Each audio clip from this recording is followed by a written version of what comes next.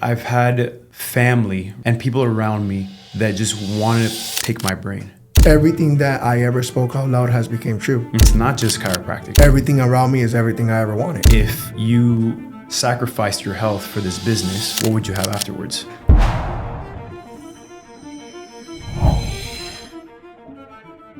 Denis Chang, how you doing, my brother? Doing great, bro. Thank you for having me. Welcome to the podcast. So real quick here, bro. So can you really quickly for our audience, Denis, just introduce yourself, tell us what you do for a living, the name of your company, and then hopefully we'll be able to provide some value for all the folks that are watching. I think you're in a very unique business, and I think you bring a very unique perspective to an industry that's been around for years, but bringing kind of like the modern, modern day age health, which I'm interested in diving into. But introduce yourself, what do you do for a living, and we'll go from there. So my name is Dr. Denis Chang, and I am a chiropractor, a holistic chiropractor to be exact, in Miami Lakes, Florida. And I basically just help people reverse engineer all the damage that they've done. So we live in a society where we're basically set up for failure. You know, like we're set up to just survive through the motions of life. All the systems are against us. But one thing that I really believe is that we have the power to make our life and our body as resilient as possible. And that's the reason why I wrote this book, and it's called From Surviving to Thriving, and it's a transformative guide to just express as much health as possible, right? So awesome, I don't know if you have a specific question about that. For sure, dude. So I'm gonna ask you, like I said, to walk me through your entire journey, Denis, and I do want to get to the book in a second, so you can walk me through that as well, because I find it quite interesting. But let's just start in the beginning. Where were you born? Where were you raised? Kind of walk me through your upbringing. Yeah, I was born in Cuba. Last name is Chang, so I have some Asian descendants in me.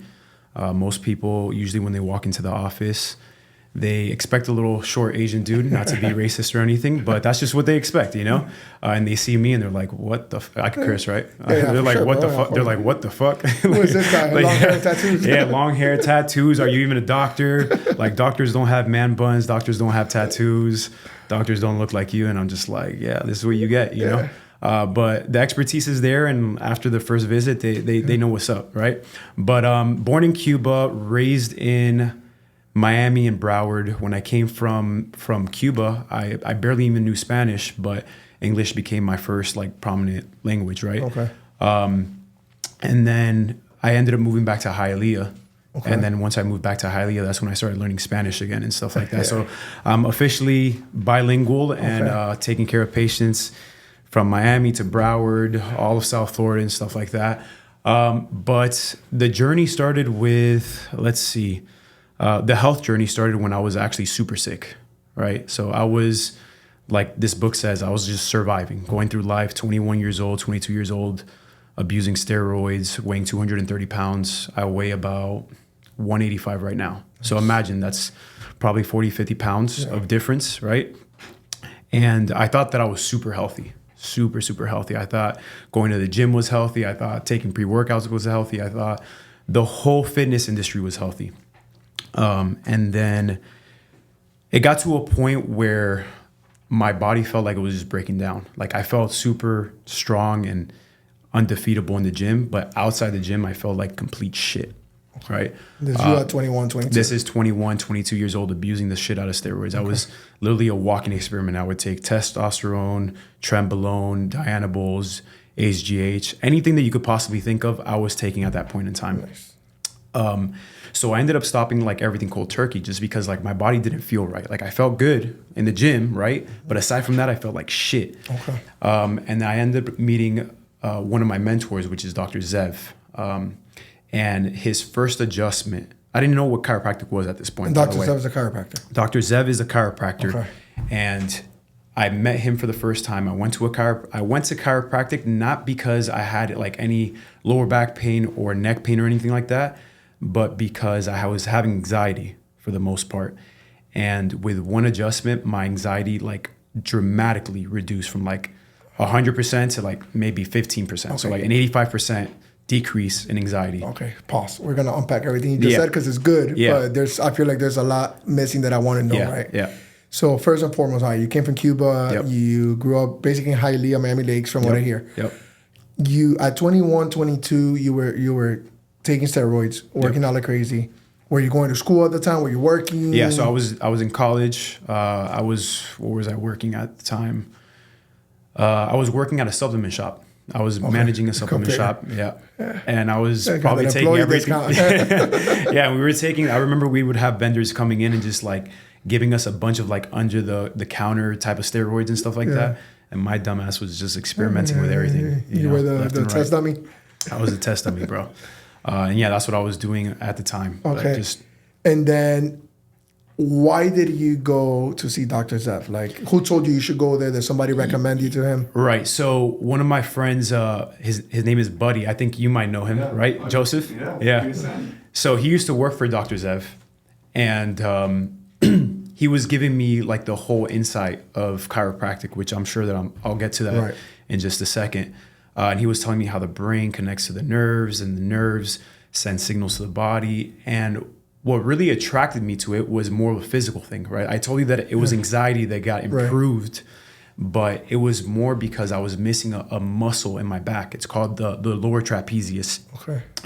So he's telling me about the nerves, how they connect to muscles, and I'm just like, shit, I want to try this out. Maybe there's a way that I could regrow the nerve.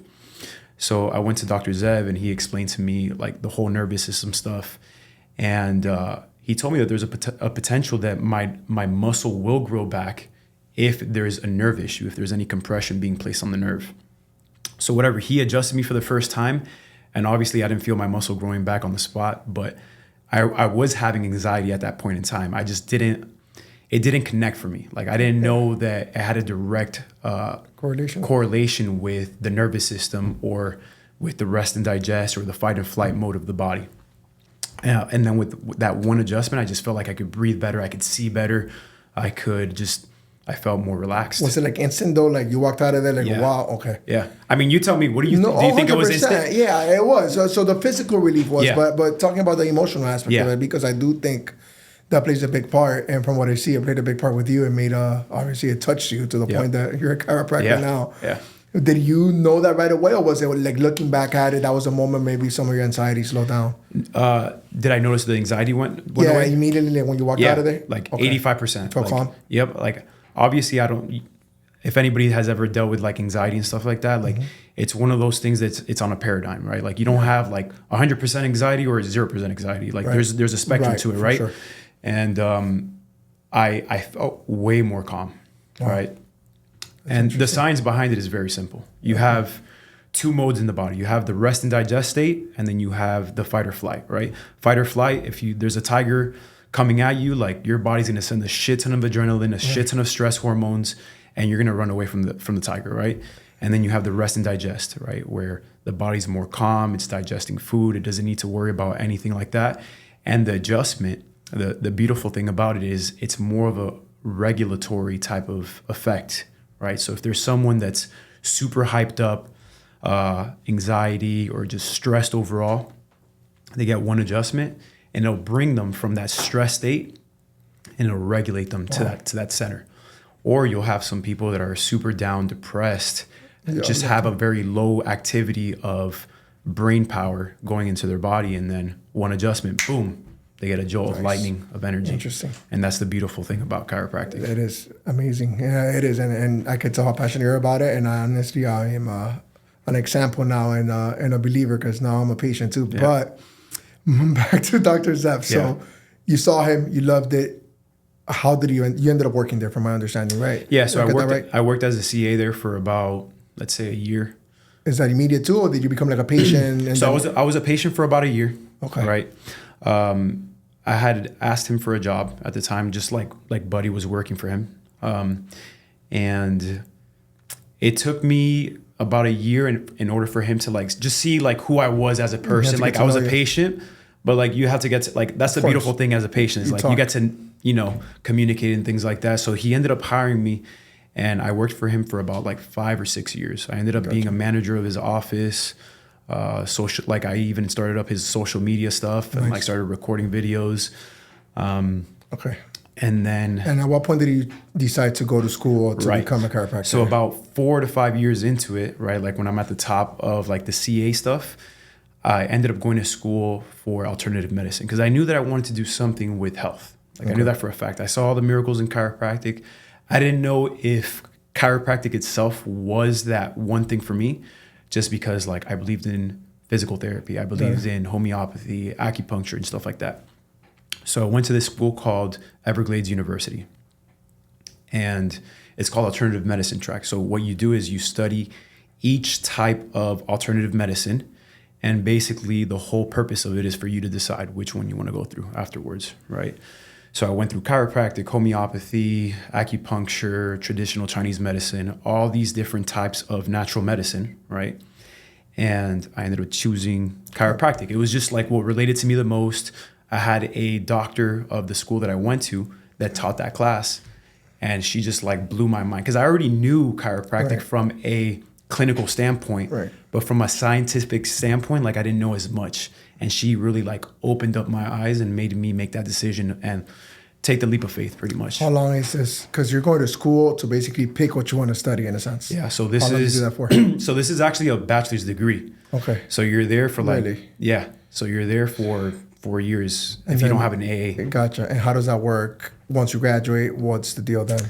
It's one of those degrees that ain't shit. Like you get one of those and you just have knowledge in your head. Like you don't have a license or anything, so you can't really because you can't really practice anything because you didn't become a specialist, in a sense, right? Am I getting that right? Exactly.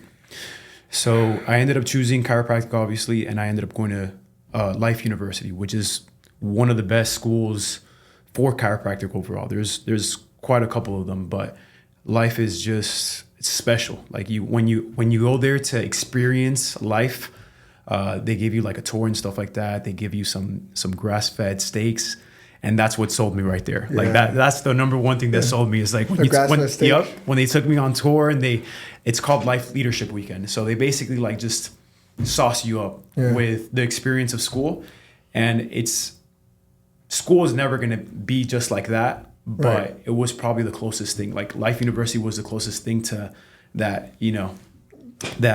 mecca of experience of chiropractic. Gotcha. And what's Life at? Is it here in Florida? Or? It's in Georgia, Marietta, Georgia. How long did you go to Life for? 3.5 years. The reason why it was only 3.5 years is because I did an expedited route. So normally for people that go to college, they take about 15 credit hours a semester, all right? Okay. So within a semester, I believe is 3 months, something around that, correct?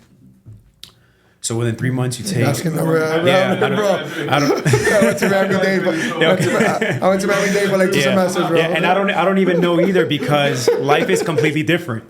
You're taking quarters instead of semesters. So within 11 weeks, you're taking anywhere between 10 to 15 classes. Got it. So that's about 32 credit per quarter.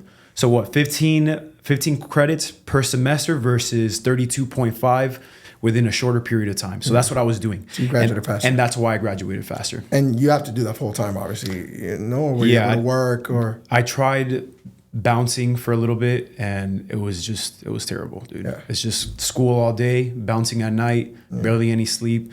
Just not sustainable, especially not in line or congruent with health and 100%. Yeah. And not just that. I mean, the mental strain that takes, it should drain you. Did you always like school? Did I always like to? School. Have you always liked school? Because you have to, bro. You study a lot. I've always been gifted when it came to school, I would say. I've always had the tendencies of being that class clown that like did the bare minimum and just like passed. Yeah. But studying was like, it was easy for me, I would say. Yeah, especially when you're passionate about a certain subject, right? Because I was also taking exercise science and chiropractic at the same time.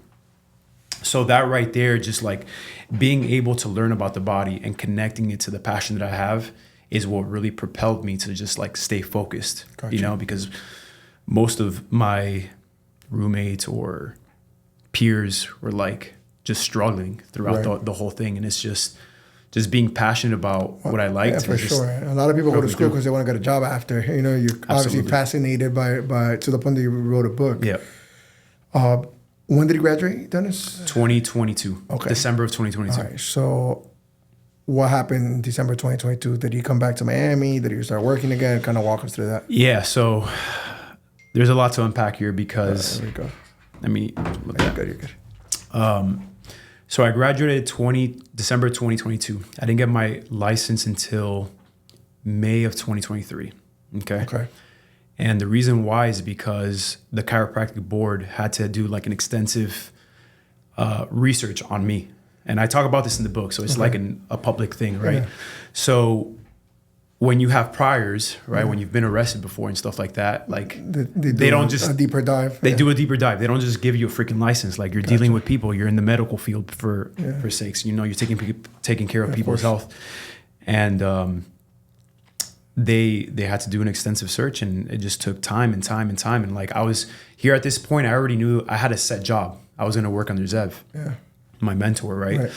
Getting paid a good amount of money, already being under an established personal brand. He had like 200,000 followers at this point, you know, like just, I was ready to get going. And I took 5 months without the license. So in the meantime, I was just like, you know what, I need to create something that I could provide to my patients and just provide value overall in my career and just like be able to have that product. And that's where the book came along. So is that 5 month window where you wrote the book? Yeah. So I wrote about like 80% of the book within that 5 month span. And then it took me another like 5 to 6 months to solidify the other 20%. Because obviously when you're working and stuff like that, like you don't have that much time, you know? Was there a point, and I want to really take a little bit of a deep dive into the writing of a book. Yeah. But before we get to that, during those 5 months, did you think there was a chance that the board might not certify you and that you went to school for nothing? Shit, hell yeah. Were you like, I was terrified maybe, or I wasn't terrified because one thing that I've always had is like confidence, right? Like I know regardless if I didn't become a chiropractor, one thing I would have a shit ton of debt. That's for sure. Yeah. That's 300,000. I mean, by my math, you studied like 6 years or something. Yeah. 300K down the hole. Fuck. But I was confident enough that whatever industry that I would go into, I would succeed just because I have that drive. That for sure. I wouldn't say I'm a type A personality, but I'm somewhere in the mix of that. Right. I hear you. But yeah, I was optimistic? terrified. Were you being optimistic about it though? Or I mean, you have to be. You were writing the book. You know, is that kind of what kept you grounded? And yeah, that is what kept me grounded. To be honest, it was just faith. You know, I'm a big believer in God, and I left it up to Him. And it was meant to be, obviously, because you're here. Yeah. All right. So, and then they certified you. Was that like freaking Christmas morning? How'd you find out? Shit. So I actually had to get in front of the board, like a Zoom meeting. And it's crazy because there's 3 priors in there. There's one when I was young, 19 years old, got arrested for possession of marijuana with intent to distribute. I got arrested at 23 for boating under the influence. And then the third one was actually while I was in school.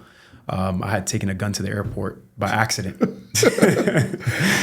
Yeah, so I took the wrong bag and I didn't know that the gun was in there, and luckily they didn't tackle me, you know? I was going to ask you. They just, like in the movies? Yeah, and it was like around COVID times and stuff like that. So I had my mask on and they just like walked me out, took me to jail. But out of those 3 priors, like the one that they were most concerned about was the boating under the influence one. Really? And it was, exactly. If you got drunk, you made a mistake, it happens. And I was on a jet ski. Oh, wow. Yeah.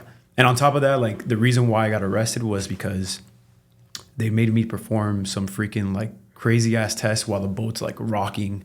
It's like, bro, even sober probably would have passed it. Exactly. Even if I was sober, I wouldn't have passed it. So what, you had to like pitch it to them that you're whatever rehabbed and recovered and that you're not like that, or no, they ended up dropping it. Yeah, so they just they met you, they saw that you're a nice young man. Yeah, they saw it, they noticed that the case was dropped, and they basically just a slap on the wrist and just told me like, just don't let it happen again. And I was like, I'm definitely not going to be on the jet ski freaking drunk again. That's for sure. Okay, all right, let's get to the book. Yeah. So you're going through 5 months worth of, well, at this time you probably started running, so you find out it's going to take longer to get certified. Yep. And did it just spark, I'm going to write a book? Like, how did that come about? Let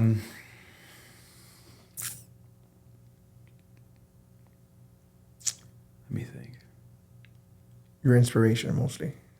My inspiration behind it? Yeah, like, cause it's the thing is that I've had family, right? And people around me that just wanted to pick my brain.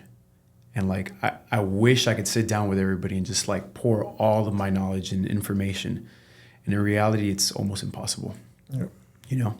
So the book was like an outlet for me. And like, I always saw things ahead of time, right? Like I knew that I was going to be a doctor, and I knew that there was going to be a point in time where like patients would benefit from this, right? And like now every new patient that I have gets a book, because if they have a question regarding health, it's in the book. And it's not just chiropractic, you know, like I think there's so much more as well. Like I think it's powerful, like I was telling you earlier, but there's so many other things. There's pillars, right? Like you could freaking work out all you want, but if you don't have the proper sleep, right, you're just going to burn yourself out. Your body's going to degrade. It's going to degenerate. You can eat as good as you want, but if you don't sleep, it's still the same thing. So there's pillars, right? There's things there's a hierarchy of things. Yeah, it's like a formula, and every part is important. Yeah, and like a spoiler for the book, like the top 3 formulas, and there's things, action steps in there for people to take, but the pillar is very simple: sleep, nutrition, exercise, chiropractic care, biohacking, we were talking about earlier. And if you hit those pillars, like, dude, it's inevitable. You'll be a beast. You'll recover faster. You'll have a better quality of life.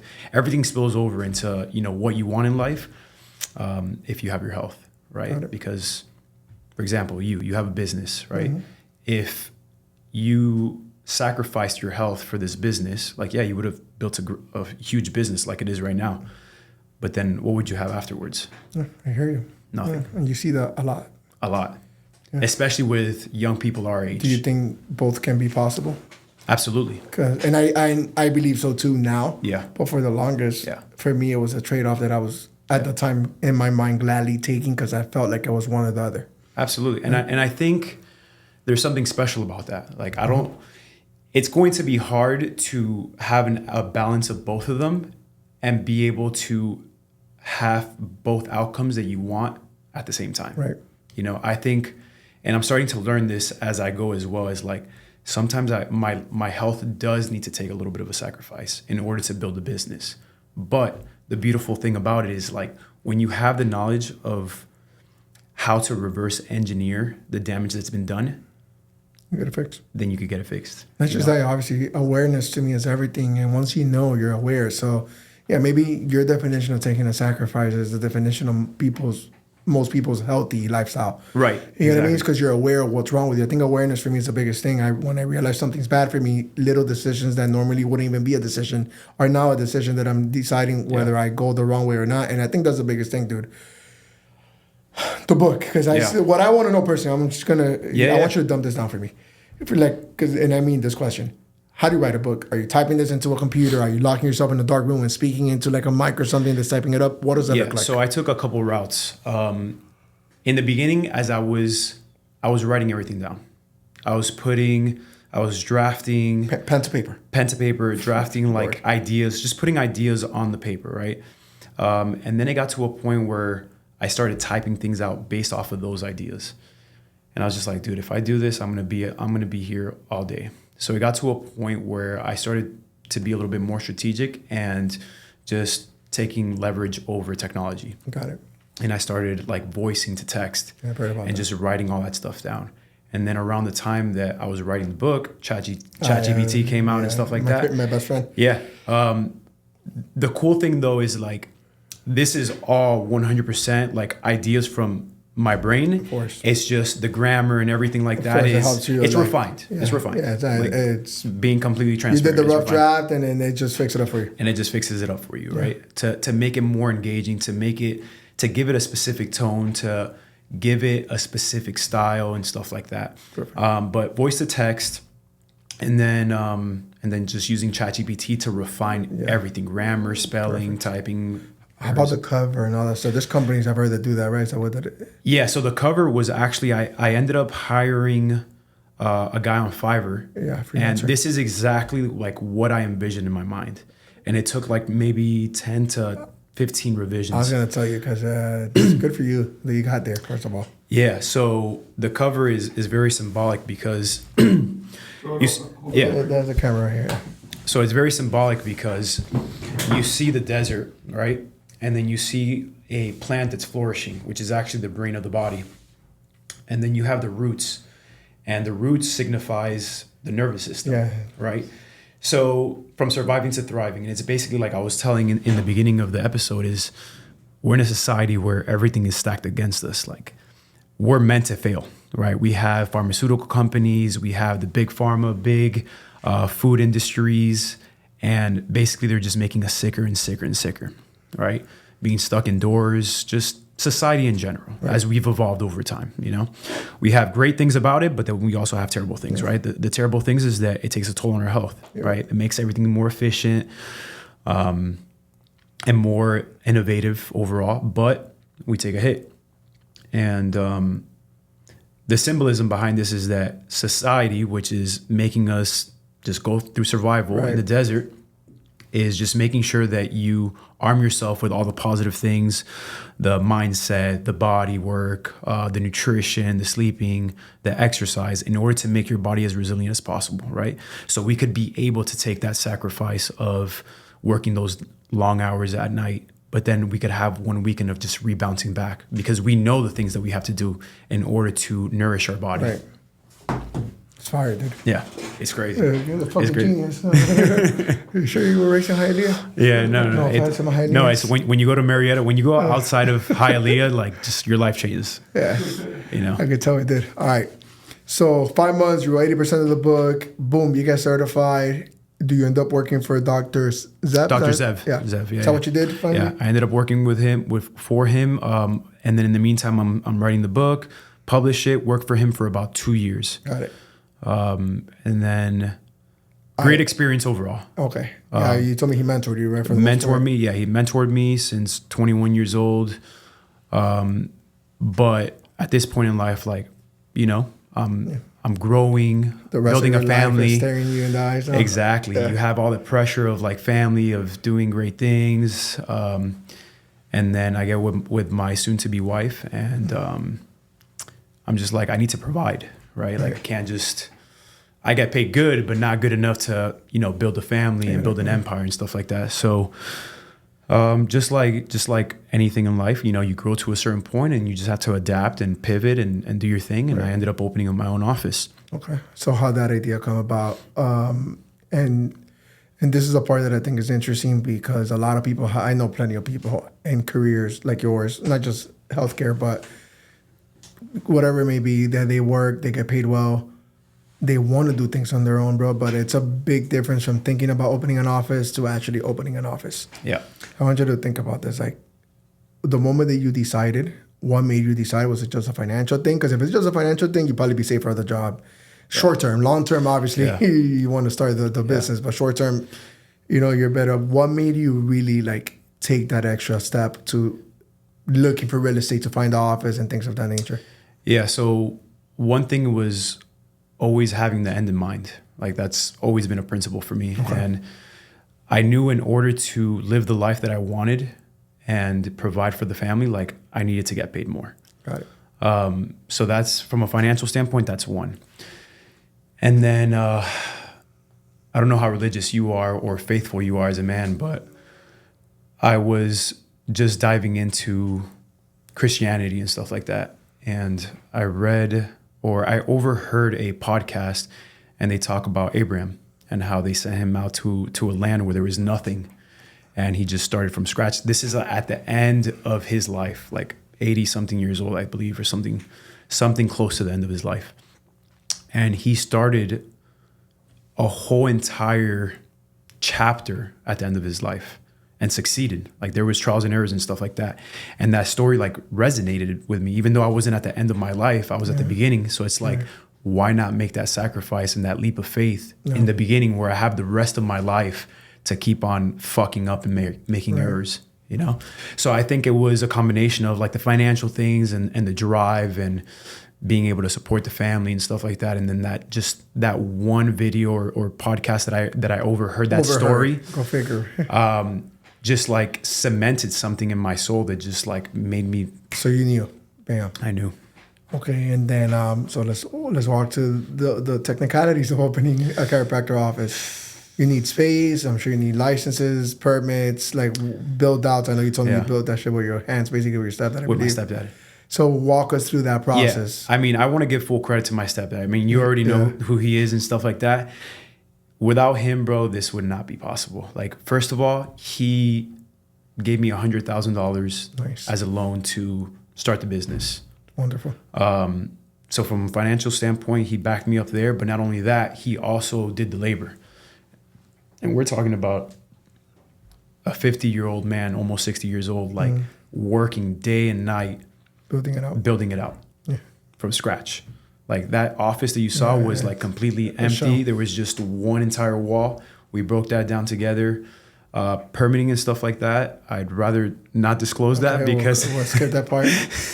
So how long did it take from the moment that I opened to quit, first of all, and how long until you opened the doors here in Miami Lakes? Yeah, so 2023, end of 2023, is when I like gave him my notice pretty much. And it took about like 6 months for it to happen. I was still working with Zev in the meantime. Got it. Because I don't want to let go of income. And it was just the smartest thing to do, just like transition out slowly. I also had a lot of patients at the other office, and I also didn't want to leave them, hanging and stuff like that. But in the meantime, while we're building out the office, I'm working at Zev's as well. Got it. But it took about like 6 months. I ended up hiring my aunt to find the space, a lot of back and forth. I mean, you guys know how it is with realtors and stuff like that, major headache. But the build out was just like the most lengthy thing. It was like 3 to 4 months of the actual build out, 2 to 3 months with like going back and forth and getting the space. Got it. Any major roadblocks, hiccups? The X-ray. So the X-ray unit that I used to take X-rays on you, the unit didn't have the proper amperage and stuff like that. So we had to freaking like go through 3 different electricians. They gave us a whole runabout. They tried to charge us like $30,000 for a whole entire layout.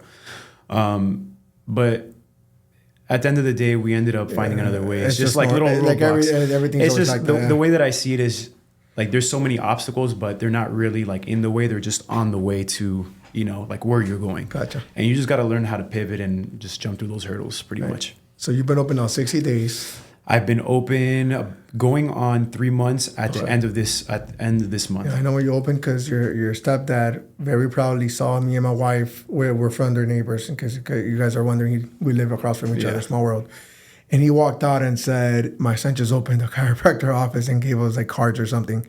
And it was probably about 3 months ago. Yeah. And then obviously now that we have each other on social media, the timeline adds up. But you told me you've been able to probably go up to 150 patients in that short period of time. So so new patients. So the way that it works at my office is different from any chiropractic office, right? It's a very similar model to Dr. Zev's office, where there's like a membership in there. Got it.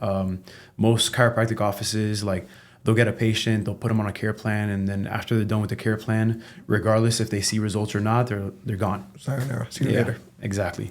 Okay. With mine, I take a little bit of a different approach because chiropractic is powerful, but it's also a process. It takes time, it takes repetition, just like anything in life. And the membership model allows me to do a couple of things. One, to make it more cost effective for patients.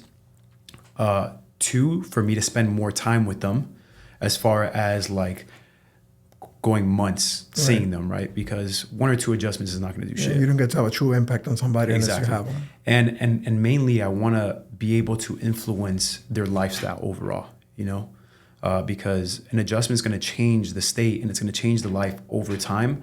But the biggest impact is like day-to-day living, the things that you do while you're not with me in the office and stuff like that.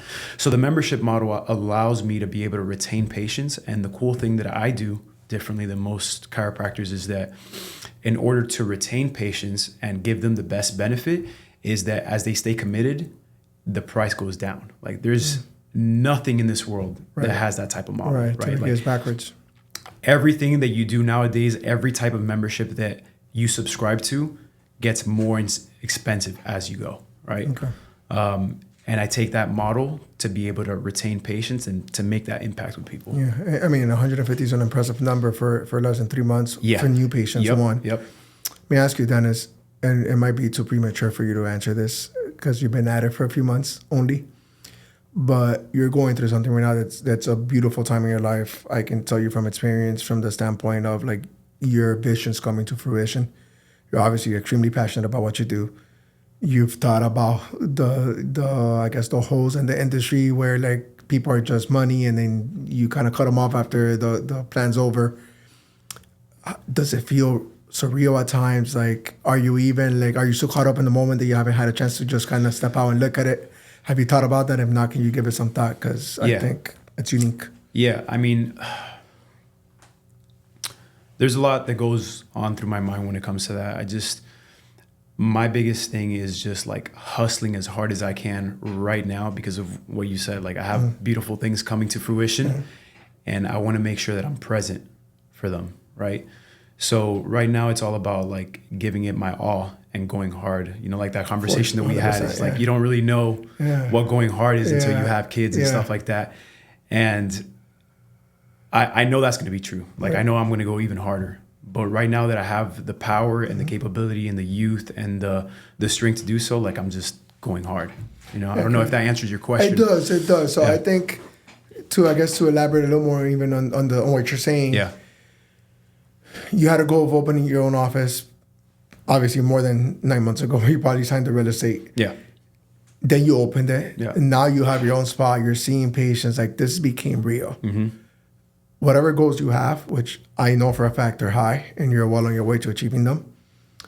Next thing you know, bro, you're going to look back and you're going to be like, holy fuck, they became real. Because that's what happened to me. I never stopped to be like, oh, we're growing. You know, it's so cool. Huh? No, it's just one day I really look back, like, you know, it's kind of like I work with my head down. I didn't care. Then I kind of look back up and all of a sudden everything around me is everything I ever wanted. Yeah. I mean, and we talked about like attracting things, you know, I know you want to start working with athletes and things of that nature. And everything that I ever spoke out loud has become true. Mm-hmm. Maybe not in the form or fashion that I thought it would, but in some form or fashion it presented itself. Yeah. Down to this podcast, down to me and Alex partnering together. I mean, I can go on.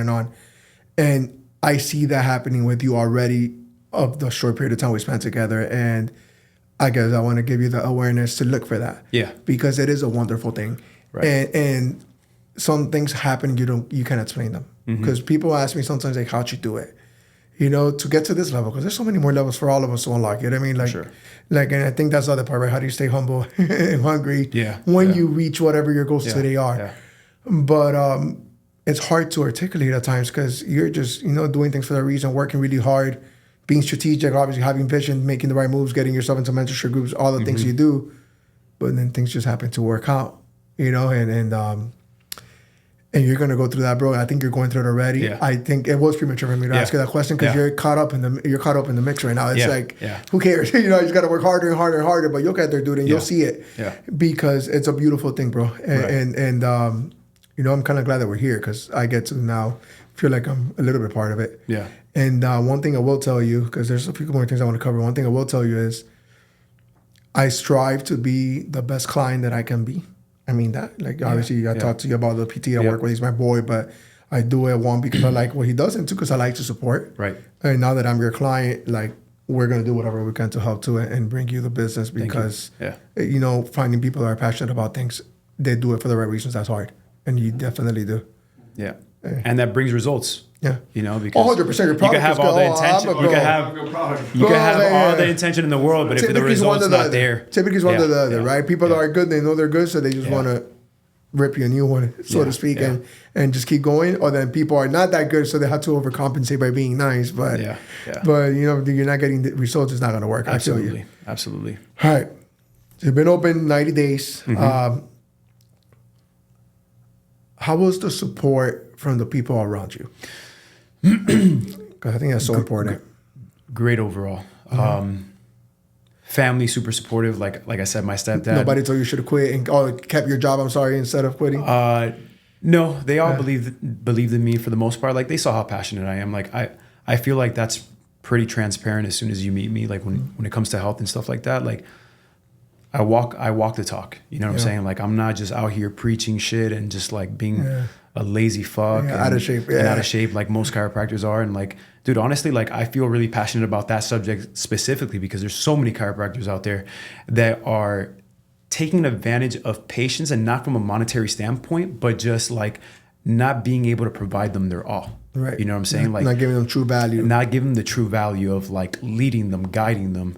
And that's one thing, like I'm in the gym freaking working out in order to be a better adjuster for patients, in order to have that body that patients admire and feel motivated by. 100%. Right? And I lost track with that, but I don't know. So boy, it started with the support of the family. The support of the family. No, dude, but you went right down a point that makes a difference, because it's like you can be a personal trainer and be out of shape, or you cannot be a dietitian, and it just doesn't. Same thing with you. If you're preaching health and wellness, you got to look the part and you got to be healthy yourself. Right. So, no, for sure. All right. So family supported me. Okay. They don't always follow everything that I say, because when it's family, it's just different. They don't always view the same with the same authority or anything like that. But they respected the passion. They know I got the hands. I would say the biggest hurdle with family and stuff like that, and it's not even so much of like a them problem of them not supporting. It's more of just like balancing, keeping the family happy, right, while also building the business. Like that balance of being able to pour into your family and invest into your family or girlfriend for that matter. And it's been tough because, like you said, you have your head down and you're just like so focused on striving and stuff like that. And I'm 100% guilty for this. Like, I don't stop and smell the roses. My girlfriend tells me that shit all the time. Like, you need to stop taking it hard on yourself and just like take a second to breathe and enjoy the moments around you and all the accomplishments. And like most chiropractors nowadays, dude, they don't open up with 100 patients, 150 patients. No business, like you were saying, right? That's impressive. And back to the previous question, now that I'm understanding a little bit more where we're going with this is, like, I don't see it. You know what I'm saying? Like, all I see is that goalpost moving further and further and further smell away. the roses. What your girlfriend said was the actual question I was referring to. Yeah. You'll get there. Yeah. And then when I mean you get that, I mean the goalpost. I mean you seeing it. Because they are accomplishments. Right. And you smelling the roses, so to speak, is not you being happy and settling for what you just have now, because obviously that goalpost is always going to keep moving, right? You never really want to stop. But I think that's when it becomes a true full circle moment. And then obviously you go through stages at that point. And épocas. Somebody said that in here, bro. And it's exactly what I was referring to, man. I got two more questions for you. They're important. The first one is, who is your ideal patient? Anyone with a spine. I don't have a specific niche. I know we were talking about, having those people that are more athletes, more on that higher end scale, because usually those are the people, the ones that pay the price are the ones that become more, that are more, what's the word I'm looking for? That adhere to the plan or become the patient that you want them to be. They need it. Yeah, because they need it. But usually also when you're paying the value of what it is, like you just take it more serious, right? But to be honest, man, I don't really have a specific person. You see in my, I don't discriminate. In my office, you see all walks of life, from blue collar workers, white collar workers. I got some people that I take care of pro bono. I saw something about babies. Babies, yeah. Tell me about that. Babies can... babies could get adjusted. Yeah, 100%. Babies have a nervous system and a spine just like us. And I would say it's even more important for them to start getting adjusted at a younger age, just because why wait till they have some sort of issue to get them adjusted? You know what I'm saying? Like, we haven't really talked about the clinical aspect of chiropractic, but we're affecting the nervous system. The nervous system controls everything in the body, right? Whether it's muscles, tissues, ligaments, tendons, organs, everything in the body is controlled by the nervous system, right? So if a baby at such a young age is getting yanked out from the mother, imagine what type of trauma that does to the spine. Yeah. And the adjustments to the baby is nothing like what you see on Instagram. I would imagine, Yeah, like it's so delicate, it's so soft. Like if you do it the right way, the babies don't even cry or anything like that. Like they're just, it's more soothing for them. You're removing interference from their body, you know?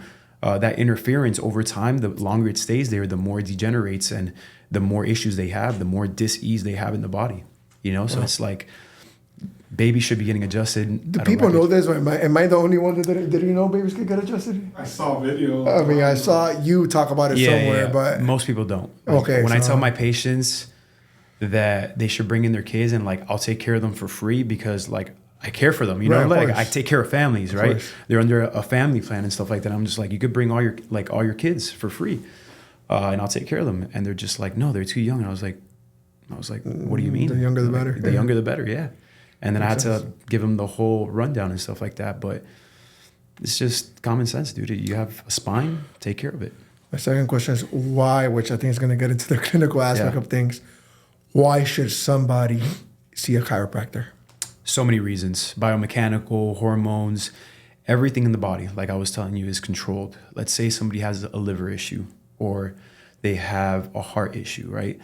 If they have pressure being placed on the nerve that exits the spine, that sends signals or power to that heart, if there's interference, then it's not going to be able to send 100% power from the brain to that area of the body, right? There was a medical doctor, I forgot his name right now, but there was even a study. He ended up getting cadavers. You know what cadavers are, right? Yeah, dead bodies. Dead bodies. And I speak to patients all day, and like they don't have medical terminology, so I have to make sure that like I'm speaking like, you know, right? You know what a cadaver was? Yeah, cadavers. Oh. So cadavers are dead bodies, right? I watch a lot of pop shows, bro. And, so I got it from. So he's a medical doctor, and he does research and stuff like that. And he opened up a body and looked at their spine, right? These are cadavers that died from diseases, heart disease, lung disease, cancers, all these things. And almost 100% of the bodies that they dissected, they looked at the spine and noticed that there was degeneration in their spine. In the areas where they had that heart issue, lung issue, stomach issue, cancer, wherever that nerve exited the spine and went to that area that was diseased, there was degeneration at the spine, meaning that there was pressure or irritation onto the nervous system. So what does that tell you? That tells you that the spine, which is one of the root causes of dis-ease in the body, is important for the health overall. Can a 33-year-old get that fixed? Absolutely. Thank God. Yeah. Absolutely. Yeah. There's back to what we were talking about earlier. It's like there's so many things that we could do to regenerate our bodies, right? We could reverse engineer. You know, when I was 20 something years old taking all these steroids, my body felt like it was 40, 50 years old. Yeah. And it was, you know, when I took that biological test, that DNA test, it said I was somewhere around that age. Yeah. And then when I turned 27, 6 years later, I was 21 years old. You went back 20 years, basically. I went back 20 years, but I was six and a half years younger than my current age at the time, which was 27. So I don't know what mine is right now. Yeah, I was about to ask you that. I'm sure it's probably aged a little bit since opening up my own business, but like I said, I have the power to change it back whenever I want. I just gotta make those sacrifices. For sure. Okay. Dennis, to wrap up, something I'd like to do, dude, and thank you because it's been fantastic and very honestly educational and inspiring. And dude, my takeaway before I ask you the last question I'm actually gonna ask is, you're a freaking genius. Thank you. You're smart. Thank you. Dude, like a lot of us that start companies, we might be good at businesses and coming up with ideas and vision, but when it comes to being smart and then combining that with the business aspect is it's you don't see that often. Typically you see bookworms that are really smart but can come up with an idea on their own to save their lives or vice versa. Right. You know, like I am good at coming up with ideas. Part of my goals for this year is to read more books because I don't read enough, and I think that's obviously part of your own development. So thank you, and it's been impressive. It really has. But you mentioned to me that you got in trouble when you were 19 years old. We're not talking about the trouble anymore. Yeah. But I want you to go back to at that time in your life, and knowing what you know now. Yeah. You know, what advice would you give that 19-year-old Dennis that was getting in trouble with the cops? Oh shit! Knowing what I know now. Well, I think if it wasn't for the stupid shit that I did, I probably wouldn't have been where I'm at today. You know, like you just have to run through those doors sometimes, 100%. even if it's the same door over and over again, you know, like I did 3 times. Right. But eventually, you find your way out of it. I think the one thing that I would have told myself when I was at that age was find a mentor younger. You know, it took me a while. It took me right around that time frame, a little bit right after that, to find the right mentor that brought me into the right direction. Yeah, touch again. Seek mentorship. And I agree with you, bro. You can't regret nothing. I think your journey is the way it's supposed to be. It was in your cards. Yeah. And I mean, you wouldn't be who you are today if it wasn't for those doors that you walked in through 3 times. Ran into head first. Yeah, no matter. Well, Denis, this has been fantastic, bro. Thank you so much for coming on by, dude. If you guys want to get adjusted, this is a guy you got to see. Your book. Do you sell this book? You can get this on Amazon. You come to my office. As anybody that's a new patient in my office gets this book completely complimentary whenever they step doors through my office, except for I didn't give you one because I didn't have one at the office at the time. But this one's actually yours and it's going to be signed. Thank you. And maybe one day this will be worth $1 million. I have no doubt it will. Thank you so much, bro. It's been a pleasure. Pleasure, man. Appreciate it. Yes, sir.